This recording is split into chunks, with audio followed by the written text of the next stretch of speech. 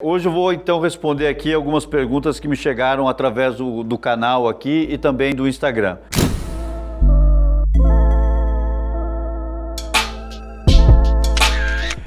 A primeira pergunta é do Nelson Belotti. O inglês ainda é a língua mais útil no campo do trabalho? E qual a segunda mais utilizada? Nelson, o inglês é uma língua que vai facilitar a tua vida, sem dúvida nenhuma. Mas não é que ela é uma língua que vai resolver todos os teus problemas. Então, por exemplo, vamos pensar no caso aqui do Brasil. No Brasil nós falamos português. Se um jornalista, um fotógrafo, vem para o Brasil trabalhar aqui, falar inglês não serve muito para ele. É claro que ele vai encontrar uma hora ou outra algumas pessoas que falam inglês, mas no Brasil fala-se português. Toda vez que ele quiser se aproximar dos assuntos, toda vez que ele quiser realmente trocar uma conversa mais aprofundada, se ele falar português vai ser muito melhor. O inglês pode facilitar quando ele for se comunicar com o fixer. O que é o fixer? O fixer é aquele cara, a pessoa local que conhece do assunto que o fotógrafo, o jornalista quer fazer e vai servir, então esse fixer vai servir como um facilitador e como tradutor também, em consequência. Vamos supor, eu sou brasileiro, né? Eu sou brasileiro e sou um jornalista que sabe a respeito de, sei lá, de futebol, por exemplo. E aí chega aqui um jornalista, um fotógrafo que quer fazer uma reportagem sobre futebol. Ele vai falar comigo e falar: André, você fala inglês e você tem os contatos com os times de futebol, quem joga futebol, enfim. Então eu vou servir enquanto fixer, eu vou traduzir para ele. Então se você falar inglês, se você for trabalhar num país onde se fala árabe, enfim, num país onde se fale qualquer outra língua, você vai conseguir mais facilmente encontrar um atravessador, um tradutor para o teu trabalho. Mas é óbvio que assim, se você quiser chegar perto, se você quiser realmente entender o que as pessoas estão falando, se você quiser pegar mais da cultura da qual você está visitando, sem filtro, quanto mais você se preocupar em aprender aquela língua, quanto mais você se preocupar em aprender sobre a história daquelas pessoas, sobre o lugar onde você vai, menor vai ser a distância entre você e aquilo que você vai reportar, aquilo que você vai cobrir. Então essa pergunta é importante porque, apesar de parecer técnica, simplesmente técnica, eu acho que ela é importante porque ela também nos evoca um pouco, sabe,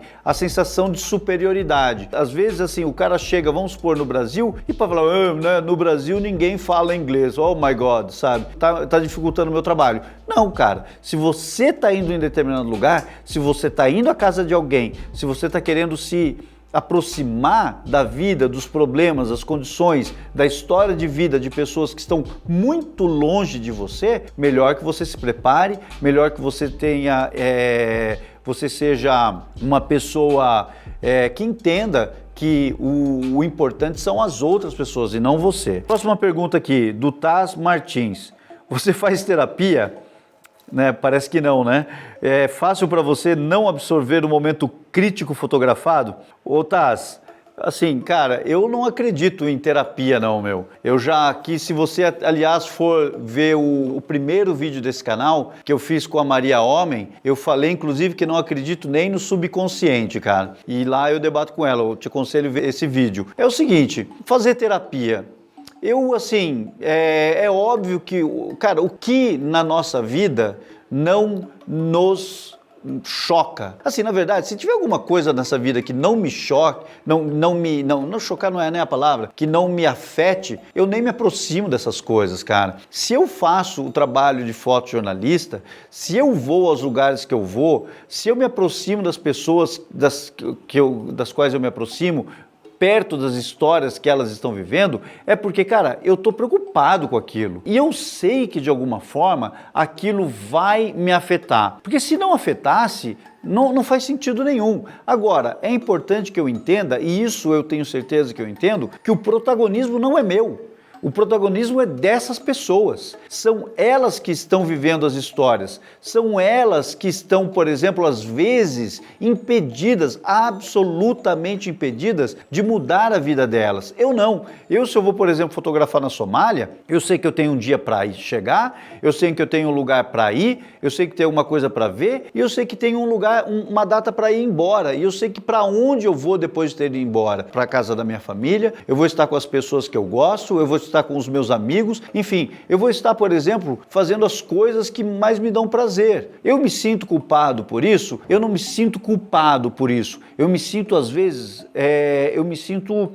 desconfortável com isso, que, por exemplo, eu tenha hoje grandes, caros, queridos amigos meus que eu gostaria que eles pudessem também chegar na Líbia, comprar uma passagem, pegar um avião, sabe, que eles pudessem, por exemplo, ter a vida que eu tenho ao lado dos seus filhos, que eles não estivessem mais correndo os riscos que correm. Eu gostaria muito que isso tudo fosse possível, mas não é, infelizmente, e não é porque eu estou fotografando essas pessoas que a situação deles piore. Então, assim, eu faço terapia? Não, mas eu tenho o pé no chão para entender as minhas responsabilidades, tanto para o bem quanto para o mal, entendeu? Eu acho que é por aí. Marcos Vinícius está me mandando aqui uma pergunta. Como funciona o processo de confiança e permissão para fotografar um traficante, por exemplo, ou um terrorista? Tem uma diferença muito grande entre um traficante e um terrorista, tá? Qual que é a diferença muito grande entre um traficante e um terrorista? Um está cometendo um crime e o outro está praticando algo que é hediondo, tá? Um ato terrorista não é só um crime, é um ato hediondo. Então você não pode, por exemplo, fotografar um terrorista sabendo que, olha, ele agora vai, por exemplo, explodir uma bomba perto de uma praça central. Você não pode ficar fotografando essa pessoa enquanto ela se prepara para se explodir no meio de uma praça. Se você, enquanto estiver fotografando essa pessoa para cometer esse ato hediondo, você vai ser tão culpada quanto essa pessoa, porque você não alertou pessoas inocentes que no final das contas vão perder a sua vida, porque você o quê?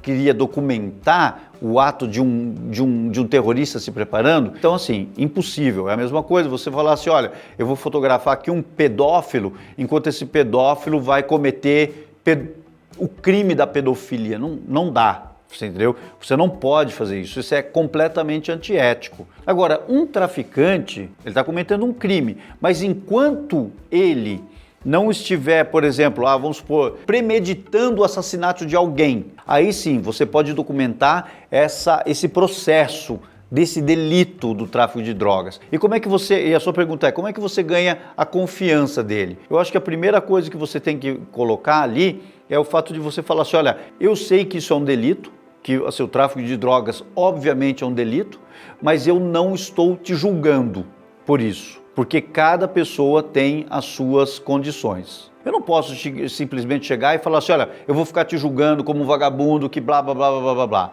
Não dá, né? Então, se essa pessoa sentir que você, apesar de entender que ele está cometendo um delito, não o está julgando, então você ali já mostra que você pode haver confiança, que você não vai, por exemplo, servir de um meio caminho entre ele e, por exemplo, a lei, né, a polícia, enfim, você não está denunciando ele para a polícia, você está refletindo a condição social, você está vendo isso como condição social, não como um problema. Bom, enfim, é isso aqui. O Tonga Artes.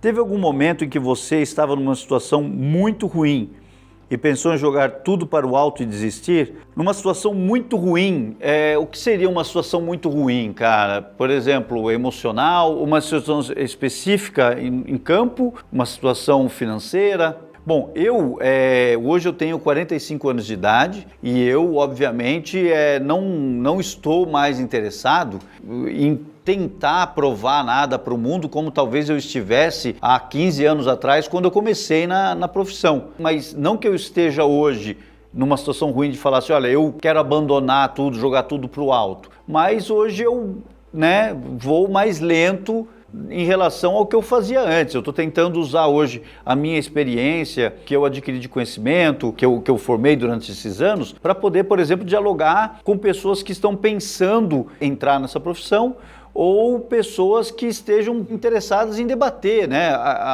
o fotojornalismo, o jornalismo, enfim, a vida. Mas assim, eu nunca estive numa situação ruim a ponto de falar assim, eu vou jogar tudo para o alto.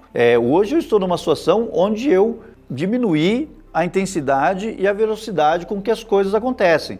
Mas eu acho que é uma coisa natural. Se você tem mais perguntas e você quer continuar debatendo fotojornalismo e tem, né, curiosidades aí, coisas que você quer saber, me manda pergunta pelo meu Instagram ou aqui, né, nos comentários do canal e eu vou responder no próximo vídeo. Um abraço.